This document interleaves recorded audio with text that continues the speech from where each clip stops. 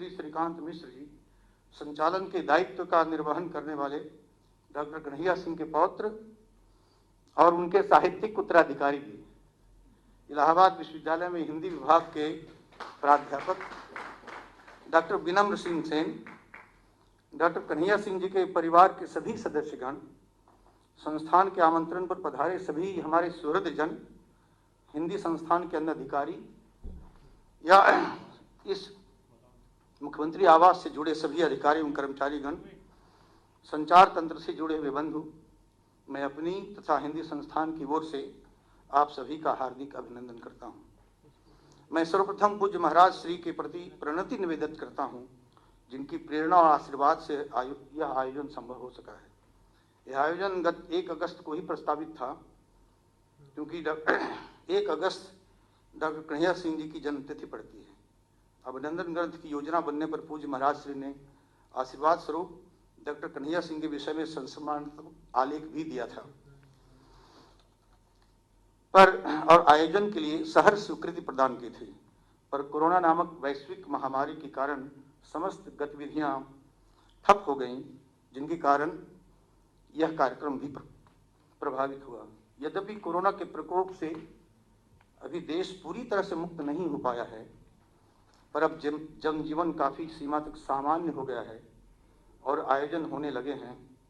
माननीय मुख्यमंत्री पूज्य महाराज श्री की सक्रियता और व्यस्तता से हम सभी परिचित हैं, पर यह उनका साहित्य अनुराग और डॉक्टर कन्हैया सिंह के प्रति आत्मीय भाव ही है कि हम कार्यक्रम करने में सफल हो पा रहे हैं। महाराज जी ने कार्यक्रम के लिए समय निकाला, इतदर्थ हम सब उनके प्रति अतिशय कृतज्ञ हैं। माननीय विधानसभा अध्यक्ष जी ने हिंदी संस्थान के अनुरोध को किंचित अस्वस्थता के बावजूद अत्यंत आत्मीयता और सहजता के साथ स्वीकार किया और यहाँ पधारे हैं। इसके लिए मैं व्यक्तिगत रूप से उनके प्रति हृदय से आभार प्रकट करता हूँ।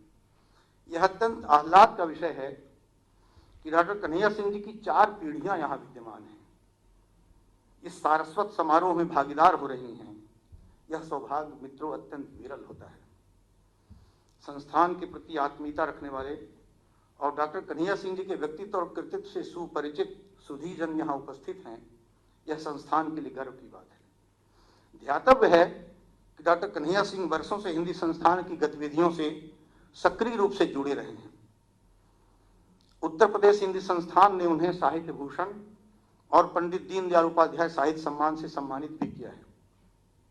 और एक बात और भी है जिसे मैं यहाँ कहना चाहता हूँ कि संस्थान से मुझे जोड़ने में उनकी सक्रिय भूमिका रही है। मुझे स्मरण है कि 1997 से 2000 के मध्य जब डॉक्टर शरण बिहारी गोस्वामी हिंदी संस्थान के कार्यकारी उपाध्यक्ष थे, तब यह पद कार्यकारी उपाध्यक्ष का हुआ करता था। तब डॉक्टर कन्हैया सिंह जी के परामर्श से ही मैं संस्थान की सामान्य सभा का सदस्य मनोनीत हुआ था। पूज्य महाराज श्री की प्रेरणा से जब शासन ने मुझे संस्थान का दायित्व सौंपा, तो हिंदी संस्थान की कार्यकारिणी के वरिष्ठ सदस्य के रूप में मुझे डॉक्टर कन्हैया सिंह जी के अनुभवों का लाभ बराबर मिलता रहा। डॉक्टर कन्हैया सिंह जी आजमगढ़ की पुरानी पीढ़ी के साहित्यकारों की परंपरा में आते हैं। आजमगढ़ अयोध्या सिंह उपाध्याय हरिऔध, राहुल सांकृत्यायन, शांत प्रिय द्विवेदी, गुरुभक्त सिंह भक्त, आचार्य चंद्रबली पांडे और रामचरित उपाध्याय जैसे समर्पित साहित्य साधकों की जन्मभूमि और कर्मभूमि रहा है। अपने अध्ययन, अनुशीलन और अन्वेषण की वृत्ति से डॉक्टर कन्हैया सिंह जी ने उस परंपरा का पुनरुत्थान और विकास किया है। डॉक्टर सिंह का व्यक्तित्व बहुआयामी रहा है। वे संघ, राष्ट्रीय स्वयंसेवक संघ के एक निष्ठावान कार्यकर्ता रहे हैं। इस कारण उन्हें 1975 के आपातकाल में मीसाबंदी का पुरस्कार भी मिला है और उन्होंने आपातकाल में नैनी जेल में अपने जीवन व्यतीत किए हैं, जिसकी याद उनकी रचनात्मक धरातल पर प्रकट हुई है अंधेरे के अध्याय के रूप में। आपातकाल उन दिनों हम लोग सब विद्यार्थी थे, शोध छात्र थे। मित्रों, हमको याद है कि डॉक्टर भवानी प्रसाद मिश्र जो बड़े वरिष्ठ कवि हैं हिंदी के, उन्होंने संकल्प किया था कि हम रोज 3 कविताएं लिखेंगे और उनका संकलन उन्होंने प्रकाशित किया था त्रिकाल संध्या नाम से। उसी समय महादेवी वर्मा ने बहुत ही निर्भीकता के साथ कहा था कि सारा देश आज कारागार हो गया है, और अज्ञेय का निबंध हमको याद आता है, लिखा था चुप की दहाड़ नाम से। मित्रों, डॉक्टर सिंह की राजनीतिक गतिविधियों में भी सक्रियता रही है। यही कारण है कि वो 35 वर्ष की आयु में आजमगढ़ नगर पालिका के अध्यक्ष चुने गए। इतनी कम आयु में आजमगढ़ की नगर पालिका के अध्यक्ष चुने जाने का रिकॉर्ड अभी भी बरकरार है।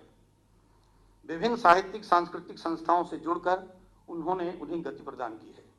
मुझे याद है कि अखिल भारतीय साहित्य परिषद, जो भारतीय राष्ट्रवादी विचार परंपरा का वहन करती है, उस संस्था के साथ वो आरंभ से जुड़े रहे हैं और राष्ट्रीय महामंत्री के दायित्व का उन्होंने निर्वहन किया है और कुछ समय तक वो राष्ट्रीय कार्यकारी अध्यक्ष के रूप में भी काम करते रहे हैं। वे एक बड़े आयोजन पुरुष भी रहे हैं, पर उनकी प्रकृत भूमि साहित्य की रही है। अब तक 40 से अधिक आलोचनात्मक, रचनात्मक तथा अनुसंधानपरक कृतियां उनकी प्रकाशित हो चुकी हैं। विभिन्न पुस्तकों का उन्होंने संपादन भी किया है, पर दो क्षेत्र उनके विशेष रुचि के रहे हैं। एक पाठानुसंधान का क्षेत्र है, जिस पर आजकल अध्यापकों की और विद्यार्थियों की भी रुचि कुछ कम हो गई है। यह थोड़ी चिंता की बात है। प्राचीन पांडुलिपियों के पाठ संशोधन का है, पाठ संपादन के सिद्धांत निरूपण का है तथा दूसरा क्षेत्र मध्यकालीन हिंदी साहित्य, विशेषतः सूफी साहित्य के अनुशीलन का है। पाठ संपादन के सिद्धांत और हिंदी पाठानुसंधान उनकी दो बड़ी महत्वपूर्ण पुस्तकें हैं, जो देश के विभिन्न विश्वविद्यालयों के स्नातकोत्तर पाठ्यक्रम में स्वीकृत हैं। पांडुलिपियों के पाठ संशोधन का कार्य मित्रों अत्यंत दुष्कर कार्य है। यह श्रम साध्य भी है। हस्तलेखों को पढ़ना और गहन अध्ययन, अध्यवसाय, व्याकरण बोध, शब्द बोध और शब्दार्थ बोध की मांग करता है। डॉक्टर कन्हैया सिंह पाठानुसंधान के दुर्लभ विद्वान हैं। इसका परिचय मुझे तब मिला था जब मैंने डॉक्टर भगवती प्रसाद सिंह, जो मेरे गुरु भी थे, को कन्हैया सिंह के साथ पद्मावत के पाठ निर्धारण हेतु एक एक शब्द पर गहन विमर्श करते हुए देखा था। यह बात 1977-78 की है। इसी गहन विमर्श का परिणाम है पद्मावत का नया पाठ, जिसे पद्मावती नाम से विश्वविद्यालय प्रकाशन वाराणसी ने प्रकाशित किया है, पर जिसकी ओर अभी ध्यान विद्वानों का कम गया है। इसका भी गहन विश्लेषण और मूल्यांकन होना शेष है। कन्हैया सिंह के रचनात्मक, आलोचनात्मक और अनुसंधान परक साहित्य का लेखन का परिमाण बहुत अधिक है और सबकी चर्चा यहाँ संभव नहीं है। उनके परिचय से संबंधित पत्रक में रचनाओं की पूरी सूची दी गई है, आप उसको देख सकते हैं। डॉक्टर कन्हैया सिंह जी के व्यक्तित्व कृतित्व पर केंद्रित अभिनंदन ग्रंथ में उनके सभी जो प्रकाशित साहित्य हैं, उनका जो जीवन वृत्त है, उनके जो व्यक्तित्व के विभिन्न पक्ष हैं, उन पर विस्तार से प्रकाश डाला गया है। ग्रंथ के शीर्षक पर मैं अवश्य दो शब्द कहना चाहूंगा। ग्रंथ के शीर्षक का चयन डॉक्टर विनम्र सेन सिंह ने आधुनिक कविता के सशक्त हस्ताक्षर अज्ञे जी द्वारा संपादित चौथा सप्तक के प्रमुख कवि डॉक्टर श्रीराम वर्मा के लेख से लिया है। डॉक्टर कन्हैया सिंह जी के व्यक्तित्व पर केंद्रित एक पुस्तक काफी पहले प्रकाशित हुई थी, आलोचक का अंतर्दर्शन, जिसकी भूमिका लिखी थी श्रीराम वर्मा ने। उसका शीर्षक उन्होंने दिया था काली मिट्टी पर पारे की रेखा। शीर्षक काव्यमय है, लाक्षणिक है और इस पर व्यंजना भी है। डॉक्टर कन्हैया सिंह के भौतिक, बौद्धिक और सांस्कृतिक व्यक्तित्व को समुचित ढंग से उजागर करने वाला है। आप सब जानते हैं कि आजमगढ़ से सटे एक स्थान है निजामाबाद, जहाँ की मिट्टी काली होती है, विभिन्न आकृतियां वहां गढ़ी जाती हैं और उस पर चांदी के पानी से लिखा जाता है। प्रकृति ने डॉक्टर कन्हैया सिंह के रूप में एक आकृति गढ़ी और उस पर पारे की चमक बिखेर दी, जो उनके व्यक्तित्व के वैशिष्ट्य के रूप में प्रकट हुई है। मैं शीर्षक के चयन के लिए स्वर्गीय श्री राम वर्मा का स्मरण करता हूं और उसे ग्रंथ के शीर्षक के रूप में चयन करने के लिए विनम्र को बहुत साधुवाद देता हूं। विनम्र बिंदु परंपरा के योग्य उत्तराधिकारी सिद्ध होंगे, इसका मुझे विश्वास है। डॉक्टर कन्हैया सिंह जी निरंतर सर्जनारत हैं। उनकी कोरोना काल में 3 पुस्तकें प्रकाशित हुई हैं। हिंदी संस्थान भी उनकी 2 पुस्तकें प्रकाशित करने जा रहा है। एक आचार्य चंद्रवल्ली पांडे के व्यक्तित्व कृतित्व पर उनकी पुस्तक है और दूसरी पुस्तक स्वतंत्रता संग्राम के सेनानी बाबू कुंवर सिंह के जीवन वृत्त पर आधारित है। डॉक्टर कन्हैया सिंह जी उपनिषद के इस वाक्य को चरितार्थ कर रहे हैं, कुर्वन्नेवे कर्माणि जिजीव शिक्षतम समा। कन्हैया सिंह को मैं एक ऐसे मनीषी विद्वान के रूप में कहना चाहूँगा जिसके लिए जायसी इनके प्रिय कवि हैं। जायसी की बहुत अच्छी पंक्ति है, पंडित सो जो हाट न चढ़ा। ये डॉक्टर कन्हैया सिंह उसी पंडित की परंपरा में आते हैं। डॉक्टर कन्हैया, मेरी ईश्वर से प्रार्थना है कि जीवन के कर्मरत रहते हुए डॉक्टर कन्हैया सिंह जीवन के 100 शरद देखें। हमारे यहाँ प्रार्थना ही की गई है, जीवेम शरद शतम, और नई पीढ़ी का मार्गदर्शन करते रहें। एक बार पुनः आदरणीय मंच के प्रति कृतज्ञता ज्ञापित करते हुए और आपकी सबकी सहभागिता के लिए आभार व्यक्त करते हुए पुनः आप सबका स्वागत करता हूँ। और अंत में डॉक्टर कन्हैया सिंह के लिए पंक्ति जायसी की ही उद्धृत करता हूँ, धन्य सोई जस कीरत जासु। बहुत बहुत धन्यवाद। धन्यवाद आदरणीय कार्यकारी अध्यक्ष महोदय। अब मैं वरिष्ठ साहित्यकार डॉक्टर कन्हैया सिंह जी से आग्रह करता हूं कि आए और अपने भाव प्रकट करें। डॉक्टर कन्हैया सिंह जी।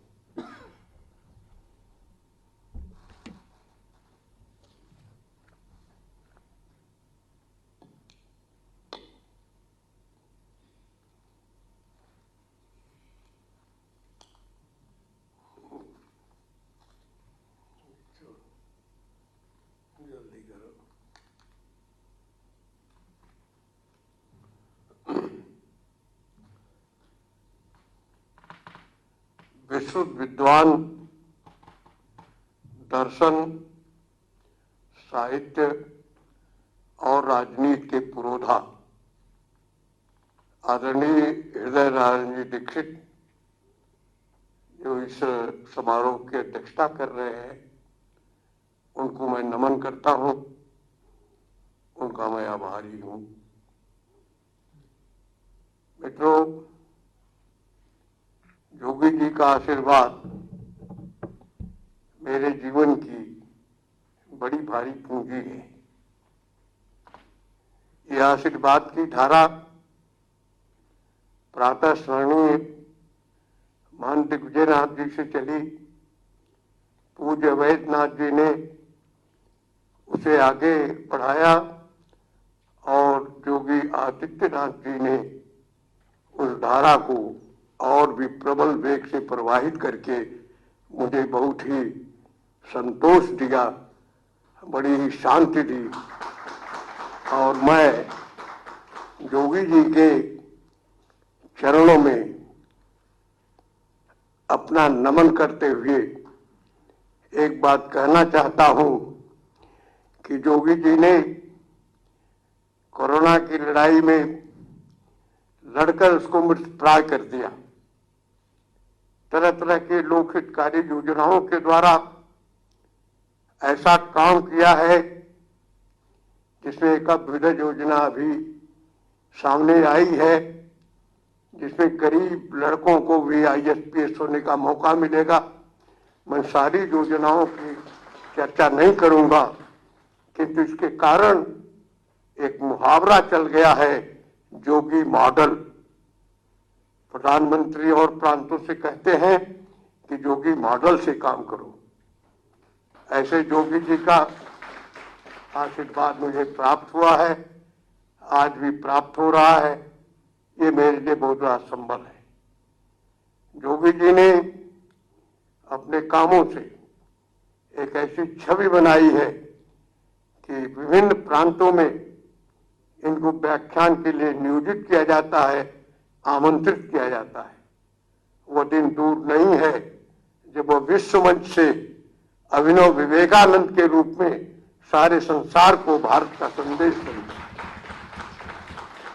मित्रों, इस कार्यक्रम के नियोजक, प्रायोजक, हिंदी संस्थान के कार्यकारी अध्यक्ष प्रोफेसर सदानंद प्रसाद गुप्त और श्रीमान श्रीकांत जी मिश्र हैं। मैं इन लोगों को साधुवाद देता हूं और ये बात बहुत दावे के साथ कह सकता हूं कि प्रोफेसर सदानंद गुप्त ने हिंदी संस्थान को ऐसे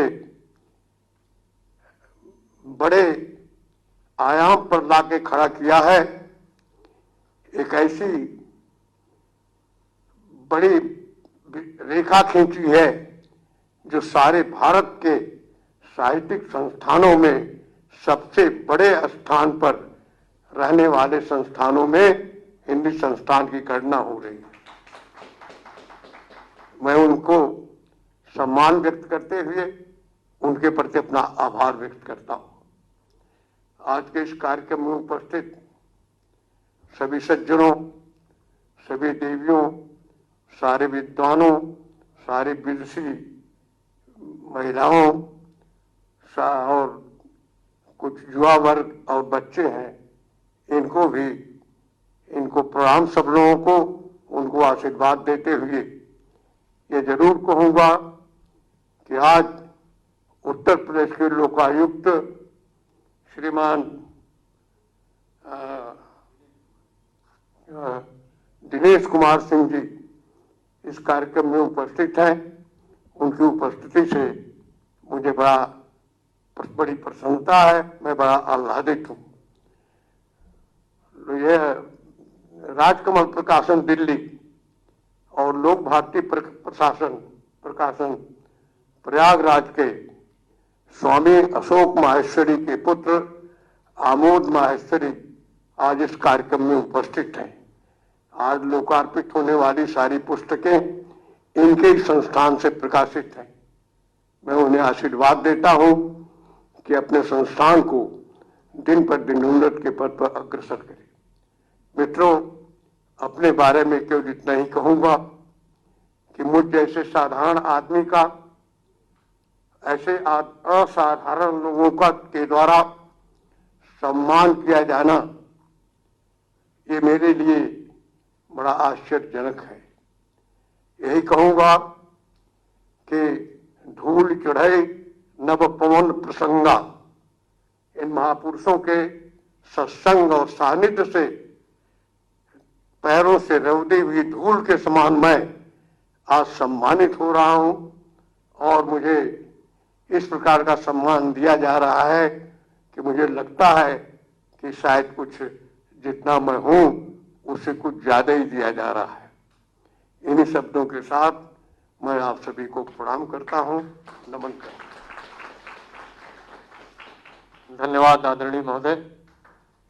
अब हम सबके लिए अत्यंत आह्लाद का विषय है कि इस सारस्वत कार्यक्रम की अध्यक्षता श्रेष्ठ चिंतक, विचारक, माननीय विधानसभा अध्यक्ष श्रीमान हृदय नारायण जी दीक्षित के द्वारा की जा रही है।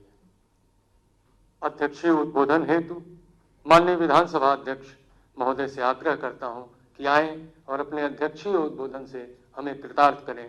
श्रीमान हृदय नारायण जी दीक्षित।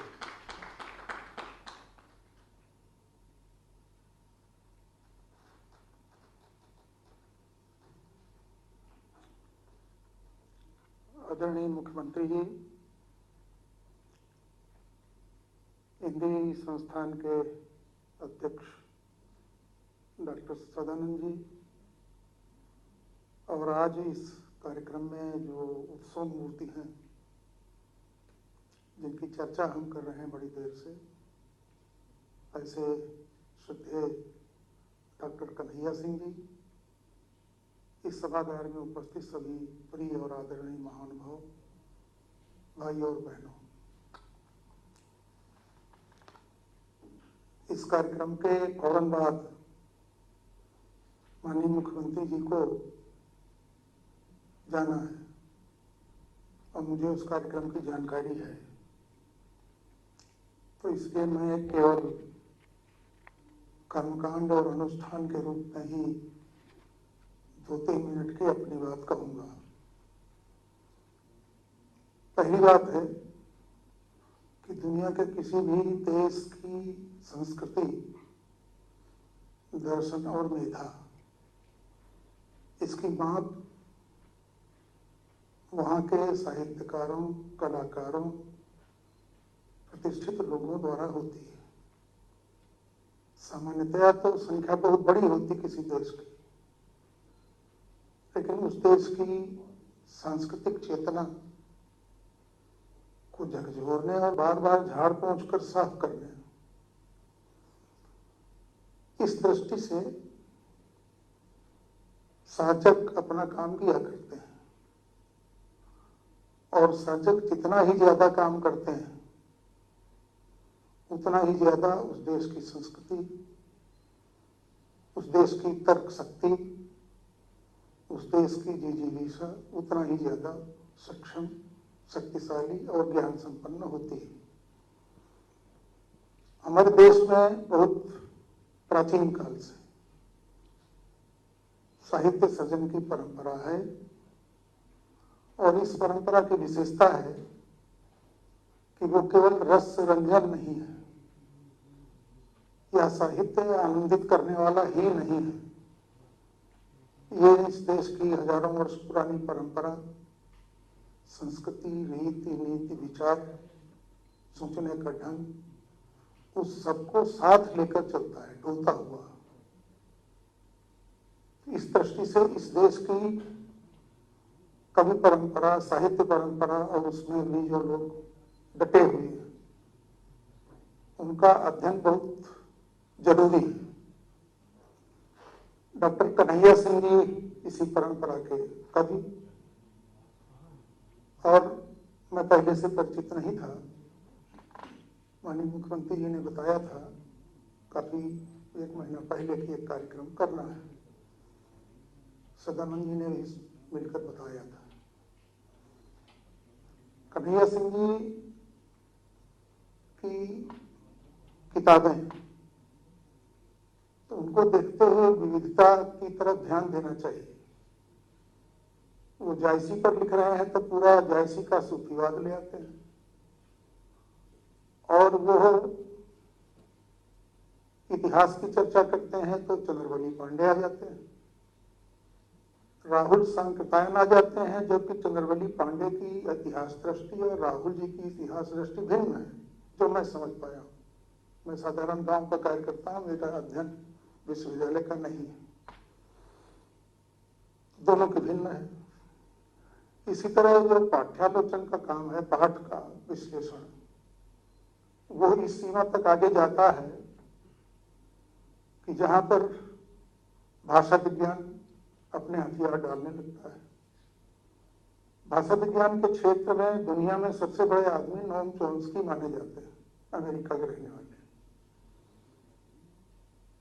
भारत में डॉक्टर सत्यकेत मिश्रा जी, रामविलास शर्मा जी, ऐसे अनेक विद्वान हैं।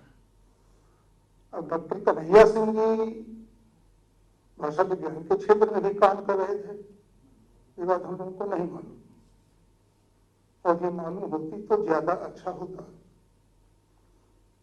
अपने यहाँ जो बहुत लिखते पढ़ते हैं, परिश्रम करते हैं, तो उनके काम का प्रचार प्रसार प्रायः नहीं होता, और ऐसा प्रचार प्रसार का आवश्यक है। किसी देश की संस्कृति और सभ्यता के विकास में साहित्य की भूमिका है, और हमारे देश की संस्कृति और सभ्यता तो साहित्य से ही चलती है। दुनिया के अन्य देशों में ऐसे ग्रंथ, ऐसी किताबें नहीं हैं जो धर्म मार्ग भी हों और जो साहित्य मार्ग भी हों। जैसे रामचरितमानस, तो उसमें कविता का आस्वाद है, शब्द और अर्थ का आस्वाद है, हर तरह का आस्वाद है। और घर में किसी की तबीयत खराब हो तो 24 घंटे अखंड रामायण पढ़वा दीजिए, ठीक हो जाएगा, ये भी आस्वाद है।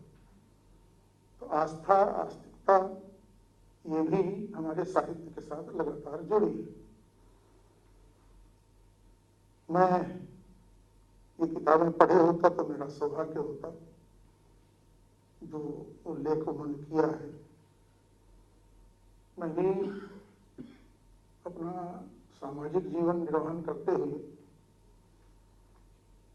मैंने लगभग 30 किताबें पढ़ी हैं, भिन्न भिन्न लिखी हैं, भिन्न भिन्न विषयों पर, वैचारिक विषयों पर। तो हम जानते हैं कि एक किताब लिखने में कितना समय लगता है, कितना परेशानी होती है। और हमारे वरिष्ठ, इनकी 40 किताबें, 40 ना, 40 से अधिक, और इनकी जवानी भी अभी वैसे ही है, बसंत वाली आज बसंत है। तो हमारी बहुत शुभकामनाएं कि ये खूब लिखें, पुनर्नवा शक्ति इनके भीतर बढ़े, हम दोनों का मार्गदर्शन करते रहें। मैं उनके प्रति ढेर सारी शुभकामनाओं सहित उनके श्री चरणों में प्रणाम करता हूँ कि उनकी शक्ति थोड़ा ज्ञान की, विज्ञान की, प्रज्ञान की मुझे भी मिले। इन शब्दों के साथ मैं बहुत आभारी हूँ। मैंने पहले बताया था मुझे कार्यक्रम की जानकारी है, नहीं तो माइक मिल गया था तो बहुत बोलते हैं। तो सबको सादर प्रणाम।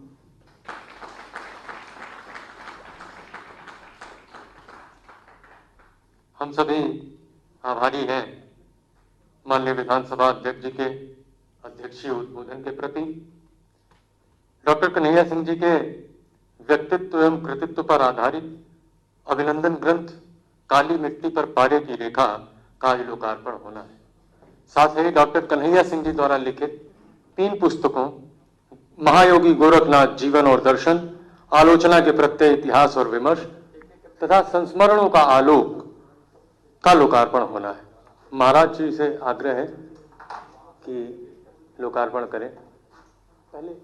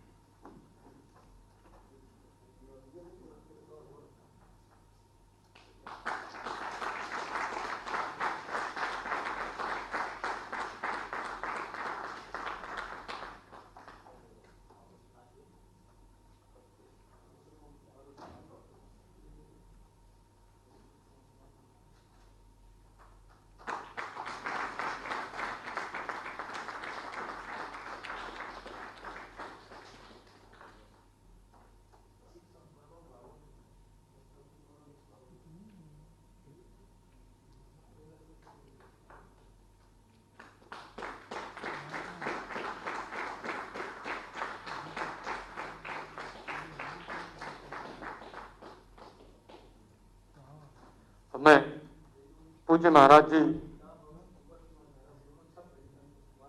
युवाओं के प्रेरणा स्रोत, हिंदू हृदय सम्राट पूज्य महाराज श्री से आग्रह करता हूं कि आए और अपने आशीर्वचन स्वरूप हम सभी को कृतार्थ करने की कृपा करें। पूज्य महाराज श्री।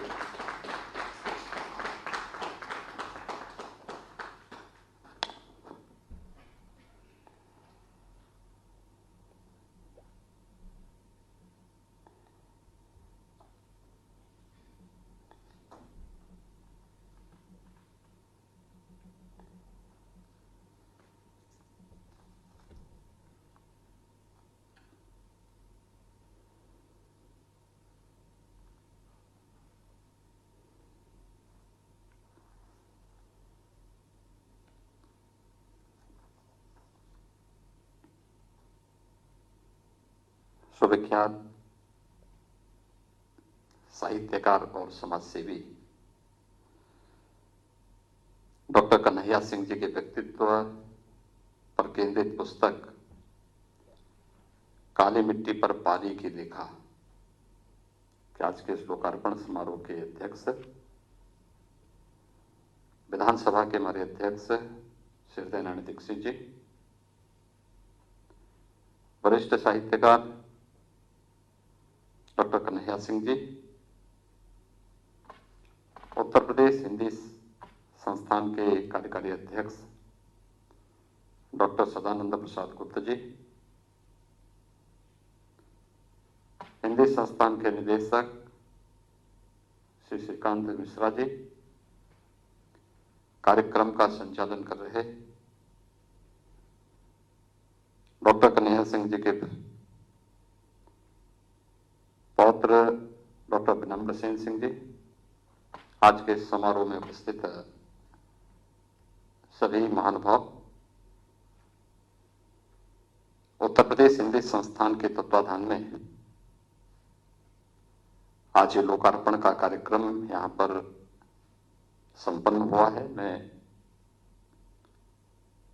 हिंदी संस्थान को एक वरिष्ठ साहित्यकार का सम्मान और अभिनंदन के लिए सभी पदाधिकारियों को हृदय से धन्यवाद देते हुए डॉक्टर कन्हैया सिंह जी का हृदय से अभिनंदन करता हूं, उनका स्वागत करता हूं।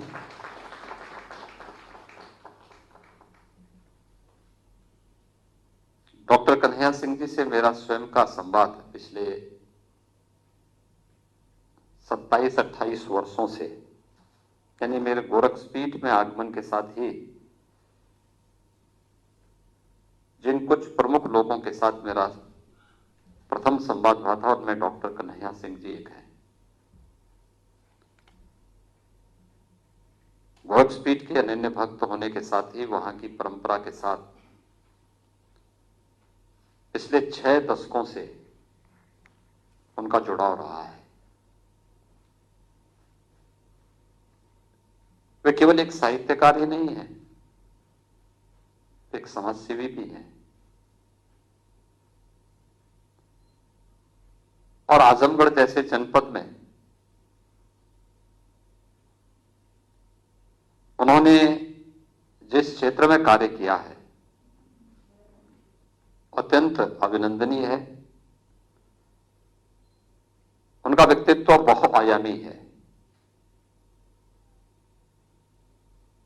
अगर डॉक्टर कन्हैया सिंह जी आज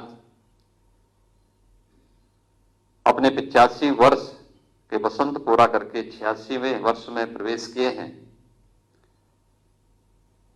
तो उन्होंने केवल साहित्य साधना का ही कार्य नहीं किया है, पेशे से एक विधि प्रवक्ता से अपने सार्वजनिक जीवन की शुरुआत करते हैं और बाद में हिंदी साहित्य के क्षेत्र में उन्होंने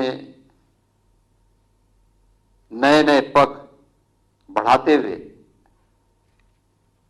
अपने आप को स्थापित किया और अपनी लेखनी के माध्यम से इस क्षेत्र को भी एक नई दिशा दी। लेकिन उससे पहले हम देखते हैं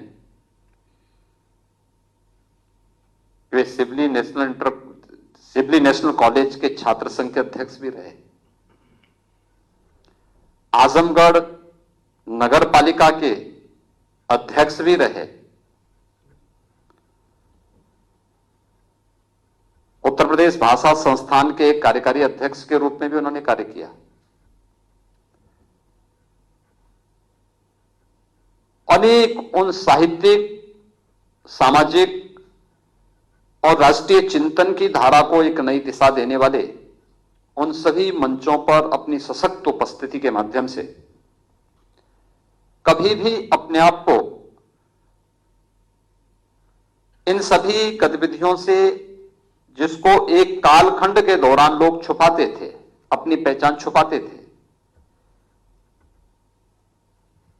उनके सामने कभी वह दृश्य नहीं रहा या कोई इस प्रकार का मौका नहीं रहा कि वे कुछ छुपा सके। वे जैसे थे उसी रूप में उन्होंने अपने आप को प्रस्तुत किया और मजबूती के साथ अपनी बातों को रखने में कहीं भी किसी मंच में कोई संकोच भी नहीं किया। मुझे याद है आज से 15 साल 20 साल पहले जब हम लोग आजमगढ़ जाते थे, उस समय भारतीय जनता पार्टी या हमारे सांस्कृतिक संगठनों के लिए आजमगढ़ थोड़ा बहुत कंटीली धरती हो गई थी और बड़ा चुनौतीपूर्ण स्थिति होता था।